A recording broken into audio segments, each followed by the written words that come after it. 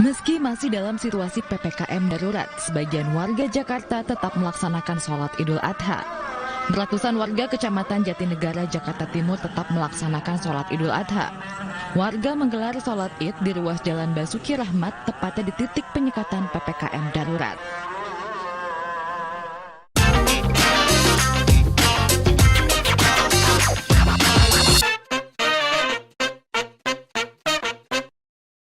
Menentukan apa yang harus dilakukan untuk Indonesia ini sulitnya setengah mati.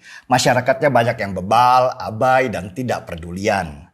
Sistem daerahnya juga otonomi, di mana daerah bukan pembantu pusat, tetapi condong berdiri sendiri sehingga mereka suka menjadi raja kecil di daerahnya masing-masing. Ini kadang yang membuat sulitnya koordinasi ketika ada bencana nasional seperti pandemi ini. Kita terkurung di dalam ego sektoral masing-masing. Bahkan kadang lebih jahat lagi, ada yang ingin memanfaatkan situasi bencana untuk kepentingan mereka pribadi. Perhatikan saja, bahkan ketika pemerintah mengumumkan adanya PPKM darurat, banyak orang yang tidak melihat bahaya penyebaran virus COVID varian Delta ini.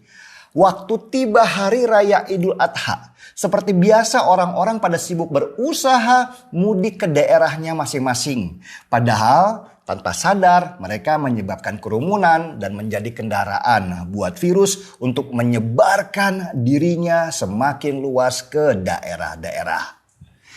Seperti laporan dari beberapa media, terminal bus di Bekasi penuh dengan aktivitas warga yang ingin mudik ke luar kota. Kebanyakan ke Sumatera.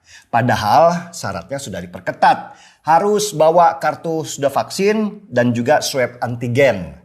Juga ada kemungkinan di perbatasan antar provinsi nanti jalan akan ditutup untuk menghalangi kendaraan umum dari provinsi lain masuk.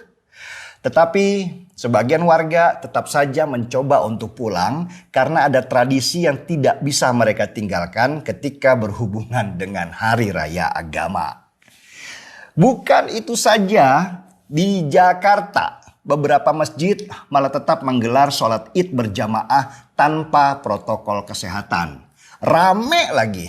Padahal sudah ada larangan dari pemerintah dan aparat.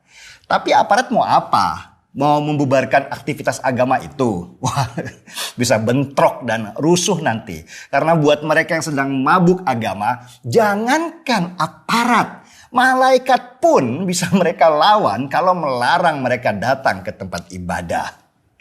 Padahal di dalam Islam sudah ada tuntunannya. Bahkan itu dari Nabi sendiri. Kalau ada wabah, berdiam dirilah di rumah.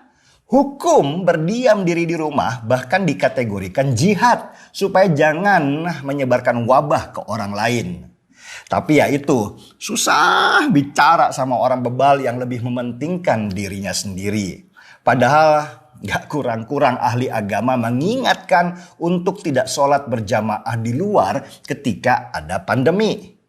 Nah, nanti kalau ada apa-apa, misalnya keluarga yang mati karena virus yang dia sebarkan hasil kerumunan di rumah ibadah, yang disalahkan tetap Jokowi. Itulah kenapa model darurat militer sulit sekali diterapkan ke Indonesia. Indonesia ini mirip sekali dengan India yang kaum mabok agamanya banyak banget dan gak peduli apapun kata orang pintar. Yang penting mereka bisa memuaskan hasrat yang kata mereka itu bagian dari pendekatan kepada Tuhan. Kalau dilarang sedikit bisa ngamuk gak karuan. Dan orang bodoh yang fanatik di dalam jumlah yang besar bisa menimbulkan kerusuhan. Selain warganya yang bebal dan abai seperti itu, masalah lain daripada kacaunya koordinasi itu adalah karena sistem di Indonesia ini menganut sistem otonomi daerah. Sistem otonomi daerah tidak mengenal presiden sebagai atasan. Kepala daerah itu taunya bagaimana mengelus warga yang sudah memilihnya. Kalau yang memilih dia itu warga yang mabok agama, ya kepala daerah itu nggak akan berani melarang mereka. Akhirnya meskipun di pusat ada perintah PPKM darurat, daerah-daerah melaksanakannya dengan setengah hati. karena mereka takut berbenturan dengan warga yang sudah memilihnya tadi. Ntar kalau nggak dipilih lagi, gimana coba? Belum lagi ada kepala daerah yang juga lemah secara koordinasi.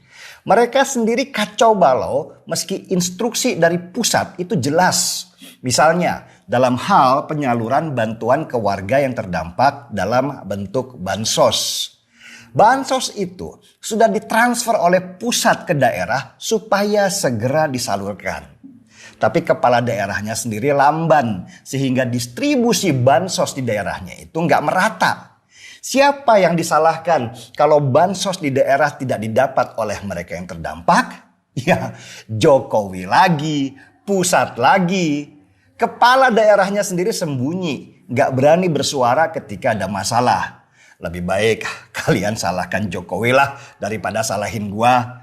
Begitu mungkin pikiran mereka. Akhirnya yang terjadi, semua kesalahan dibebankan ke pusat. Padahal permasalahan utama juga ada di daerah. Karena lemahnya kepemimpinan dan administrasi mereka. Karena ketidakmampuan dalam mengelola anggaran negara yang diberikan ke daerah. Ya, begitulah kualitas pemimpin daerah yang dipilih karena popularitas dan religius, bukan karena kemampuan manajerial dalam mengelola wilayah. Coba deh nanti, kalau kasus COVID turun, siapa yang naik panggung dan tepuk dada? Ya para kepala daerah. Apalagi ini mendekati pemilu. Mereka harus pandai-pandai memainkan citra supaya dianggap punya rekam jejak bagus untuk dipilih oleh rakyat. Disinilah mungkin pemerintah pusat sadar kalau model PPKM darurat akan dijadikan ajang politik oleh daerah-daerah yang lemah secara manajerial tetapi ingin mendapatkan citra. Dan akhirnya keputusan pun diubah. Bahwa istilah darurat di dalam PPKM tidak lagi ada. Yang ada adalah PPKM berdasarkan level penularan di daerah masing-masing. Sederhananya begini ya. Pemerintah pusat membuat penilaian penyebaran COVID dan penanganannya berdasarkan level. Level tertinggi adalah level 4. Di mana daerah itu penyebaran virusnya sangat tinggi dan rumah sakit juga penuh. Dan level terendah adalah level 1. Di mana kasus COVID-nya rendah dan situasi berangsur normal karena mayoritas warganya sudah vaksin. Dan untuk awal ini PPKM darurat yang harusnya berakhir tanggal 20 Juli diperpanjang 5 hari lagi, tapi ya dengan konsep level itu tadi. Nah, selama 5 hari ini semua daerah levelnya sama, yaitu level 4 atau darurat. Nanti di tanggal 26 Juli barulah dilihat masing-masing daerah apakah level mereka layak diturunkan atau tetap. Semua bergantung pada penanganan kepala daerah itu dalam mengelola wilayahnya masing-masing. Bisa saja di Bali karena mayoritas warganya sudah vaksin dan kasus COVID-nya juga rendah, levelnya turun drastis jadi 2. Maksudnya situasi tetap terkendali tapi tetap siaga. Dan bisa saja juga di Jakarta ditetapkan level 4 terus karena warganya bandel sehingga kasusnya pun tinggi terus. Nah, ini baru menarik. Jadi jangan semua daerah disamakan levelnya sehingga menimbulkan masalah baru. Lebih bagus lagi kalau presiden membuat kriteria mana kepala daerah yang bagus berdasarkan keberhasilan mereka menekan COVID dan menyalurkan bansos dari pusat secara merata. Diumumkanlah ke publik siapa kepala daerah yang bagus dan yang tidak dalam menangani pandemi ini. Biar publik bisa menilai sendiri di daerahnya masing-masing.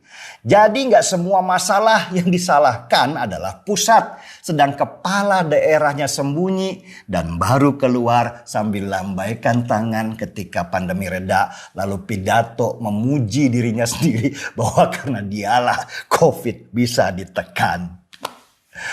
Dan yang saya harus angkat secangkir kopi adalah Pemerintah pusat sudah mulai memikirkan ekonomi, terutama ekonomi rakyat kecil seperti warteg, kaki lima, toko kelontong, laundry, pasar tradisional, pangkas rambut, dan banyak lagi. Mereka sudah boleh buka nanti tanggal 26 Juli secara bertahap supaya ekonomi mereka pulih lagi.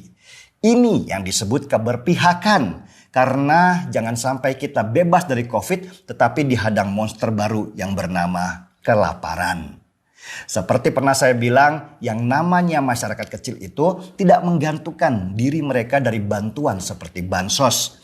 Mereka punya harga diri yang tinggi, mereka bisa jualan. Yang berharap bansos itu namanya masyarakat malas. Mereka lebih suka dalam kejadian apapun tangannya selalu naik ke atas. Seruput kopinya.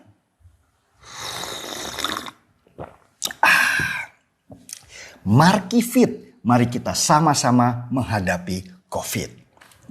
Saya Denny Siregar, kita di acara Timeline.